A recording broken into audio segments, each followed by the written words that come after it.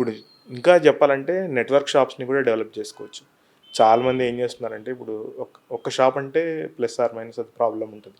అంటే ఆ location problem minus అవ్వచ్చు, లేదంటే మన ప్రమోషన్ ప్రాబ్లం అవ్వచ్చు, ప్రమోషన్ చేసిన ఓవర్ హెడ్ అవ్వచ్చు. అట్లా కాకుండా ఒక 10-15 షాప్స్ 20 షాప్స్ అట్లా పెట్టారనుకోండి అట్ ఎ టైము కొద్దిగా ఇన్వెస్ట్మెంట్ పెరుగుతుంది. కానీ అక్కడ నుంచి బల్క్ తెచ్చుకోవచ్చు. అన్నిట్లో మీరు అంటే అక్కడ నెగోషియేషన్ పవర్ పెరుగుతుంది. ఇప్పుడు మీరు 100 కొనేటప్పుడు ఒక రకంగా మాట్లాడతారు, 1000 కొనేటప్పుడు ఒక రకంగా మాట్లాడతారు కదా. సో అక్కడ నెగోషియేషన్ పవర్ పెరుగుతుంది. అదే కాకుండా ట్రాన్స్పోర్టర్తో కూడా మీకు ఈ లాజిస్టిక్స్ పార్ట్లో అక్కడ సేవ్ అవుతుంది మనీ.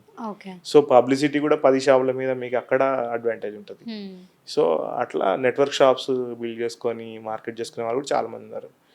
లేదా ఒక 10-20 షాపులకి సప్లై ఇచ్చే కెపాసిటీ అట్లయినా తయారు చేసుకోవచ్చు. ఇప్పుడు నేనేమంటా అంటే ఒక ప్రోడక్ట్ తెచ్చుకోవాలి, మనం తెచ్చుకొని ఈ 3 బిజినెస్లు చేయాలి. ఇప్పుడు మనం రీటైల్ షాప్స్కి వేయాలి, హోల్సేల్ షాప్స్కి వేయాలి, at the same time online marketing కూడా చేసుకోవాలి.